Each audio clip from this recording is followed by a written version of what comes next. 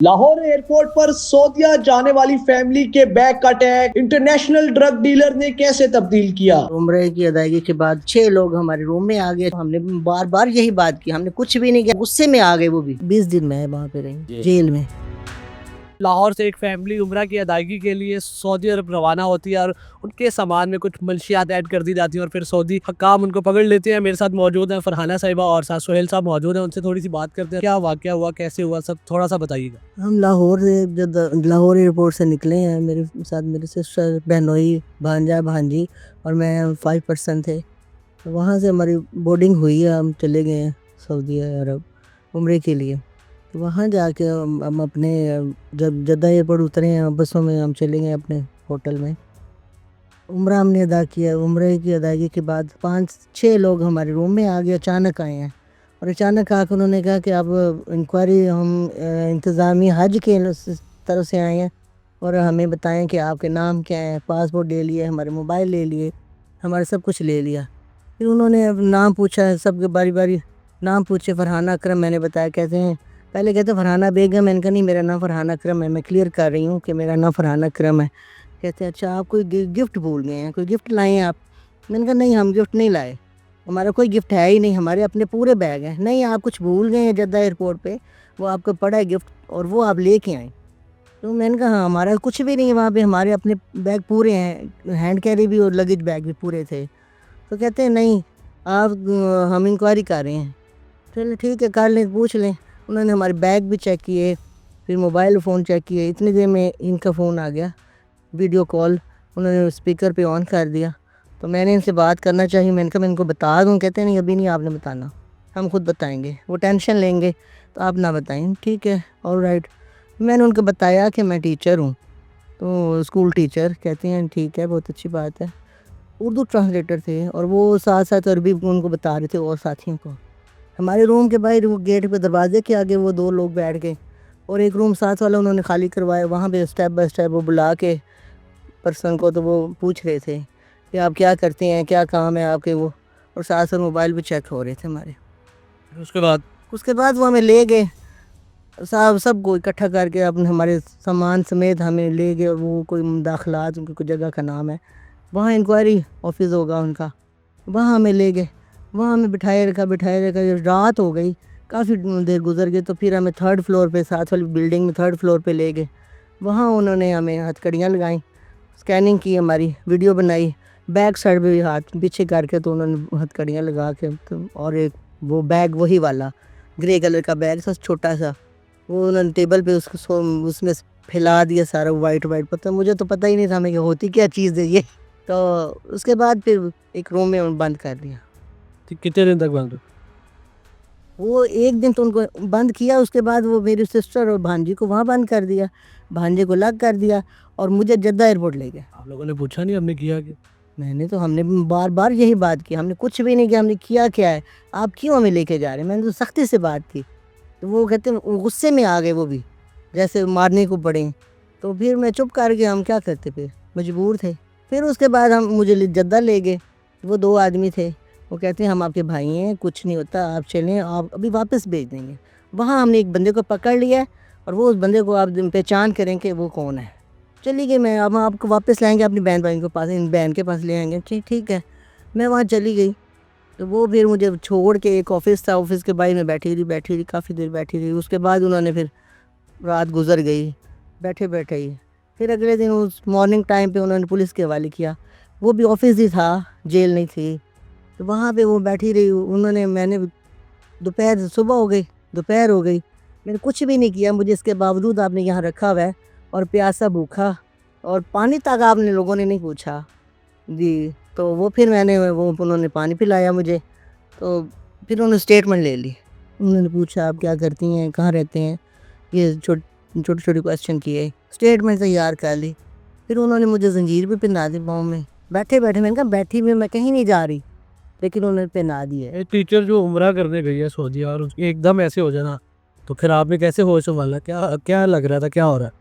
बस मेरा तो बहुत ही बुरा हाल था, बहुत टेंशन में थे, हम सभी टेंशन में थे, पूरे फैमिली मेम्बर? पूरी फैमिली मेम्बर्स।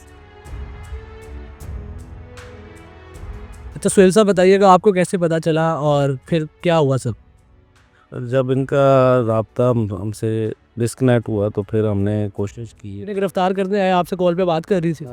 मगर अब मुझे नहीं पता था कि क्या हो रहा है वहाँ पे, क्योंकि उम्रे पे ऐसा होता नहीं है।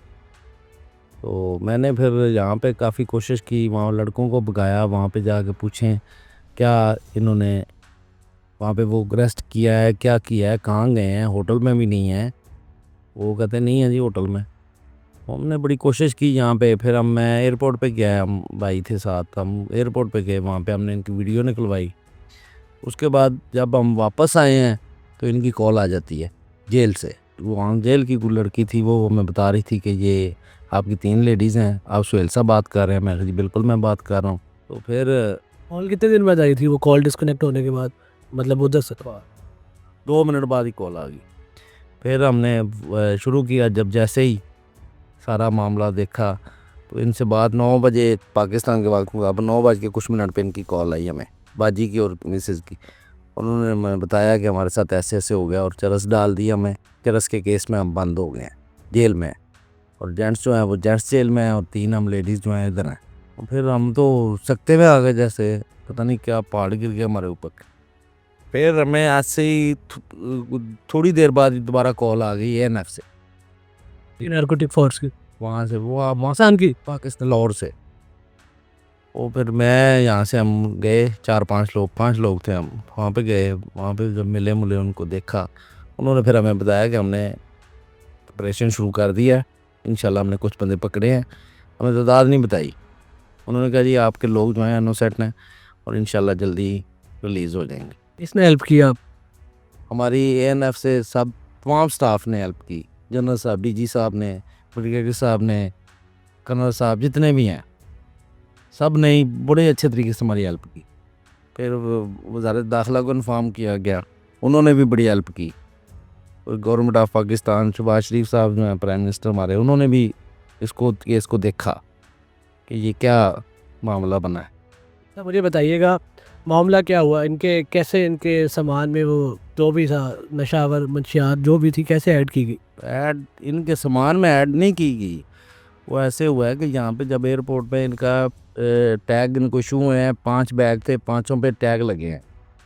यहाँ पे जब लोडिंग वाला हमला है ना, जो जहाज़ में लोड करता है अनलोड करता है, उसने टैग उतारा इनका। उन्होंने एक बैग से टैग उतार के वो जो मंशियात वाला थैला था उस पर लगा दिया। हाँ, वो 2.5 किलो का था, मगर लाहौर एयरपोर्ट का मतलब बीच में हमला भी मुलव्वस था? था। हाँ जी, पकड़ा गया, पकड़े गए सारे? नहीं, सारे 9 के 9 लोग पकड़े गए हैं जी। तो फिर वो जब टैग, वो 23 किलो का बैग था और 2.5 किलो के बैग में वो 23 किलो का टैग लगा दिया। तो आपके बैग से टैग उतारा गया था, वो बैग आप लोगों को मिल गया था? हाँ जी, वहाँ पे इन्होंने टैग देखे ही नहीं है, किसी के अपने बैगों के टैग ही नहीं देखे। सारे टैग मेरे नाम से थे इशू, पुराना अकरम के नाम से ही थे सारे टैग। तो फिर वो ले गए इनको पकड़ के। तो फिर अल्लाह का करम है कि अल्लाह ताला ने करम नवाजी की, गवर्नमेंट ऑफ पाकिस्तान और अपना वज़ीर दाखिला और ANF सब ने। ANF को ख़ास तौर पे क्रेडिट जाता है क्योंकि उन्होंने बहुत मेहनत की। फिर यहाँ से कोई बंदा गया वहाँ पे, कैसे क्लियर करवाया गया इन सारी फैमिली को? ये अब हमने उधर लॉयर भी किया। लॉयर करवाया था हमने। हाँ जी, लॉयर करवाया तो उनके ज़रिए हम यहाँ पर वापस आए। वहाँ पे हमारे ऊपर प्रेशर इतना था हमारी फैमिली का कि फ़ौरन से पहले लॉयर करवाएं, यहाँ लॉयर के बगैर कोई बात नहीं सुनता। फिर हमने लॉयर करवाया, फिर उनको फ़ीस वगैरह भी पे हमने अपनी जेब से की। इतनी फीस पे की? हमने तकरीबन उनको 15 लाख रुपए पाकिस्तानी करेंसी के मुताबिक फ़ीस दी। ऐसे बैठाए 15 लाख पड़ गए। और उसके बाद हमारा 3 लाख, तकरीबन 4 लाख, 4.5 लाख रुपए टिकट्स दोबारा करवाई, तो फिर मेरे पैसे लगे। और फिर इनको जो जेल में कार्ड भेजते थे, 100 मिनट का 100 रियाल का कार्ड आता है, जो यहाँ के तकरीबन सब 7,400-500 बनता है। तो वो भी हमने खुद ही पे करते रहे। इनसे ज़ाहिर बात तो हमने करनी थी, इनको कार्ड वहाँ लिखवाते थे, भेजते थे और फिर ये हमारे साथ बात करते थे। तो मोहसिन नकवी साहब आपके घर आए और सारे और भी साथ अफसरान आए, और क्यों आए? मोहसिन नकवी साहब ने भी हेल्प की थी आपकी? जी जी, अल्हम्दुलिल्लाह। मोहसिन नकवी साहब को तो ज़ाहिर है ANF उनके अंडर में आती है, उन्होंने फिर यही समझा कि हमें वहाँ जाना चाहिए और वो आए। कौन कौन आया था यहाँ पे? यहाँ पे मोहसिन नकवी साहब आए थे, DG मेजर जनरल हैं अब्दुल मुईद साहब, वो आए थे, ब्रिगेडियर साहब हैं। उन्होंने बताया आप कितने पैसे लग गए केस पे? जी, हमने रिकवरी हुई? नहीं अभी तक तो नहीं हुई, करवा देंगे इंशाल्लाह।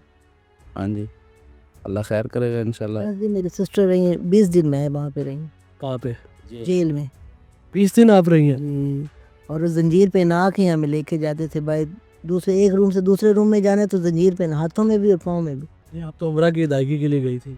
हम तो अदायगी के लिए गए थे, लेकिन ये पता नहीं था कि ये हालात हमारे साथ हो जाएंगे। तो हो सकता है हम ये, और ये जो हालात थे तो सुन के लोगों से और खौफ आ रहा था कि 20 साल के लिए सर कलम भी कर सकते हैं, वो कुछ भी हो सकता है हमारे साथ। लेकिन अल्लाह के पास बहुत गर्म हुआ, हम फिर हम खैरियत से वापस आ गए। उधर आपको जेल में डरा रहे थे? लोगों से सुन रहे थे, ज़्यादा वहाँ उम्रा ज़ायरीन थे और वो मुस्लिम थे, पाकिस्तानी थे, और मेरी अपील है कि वो पाकिस्तानी को भी उनसे उनकी भी हेल्प की जाए।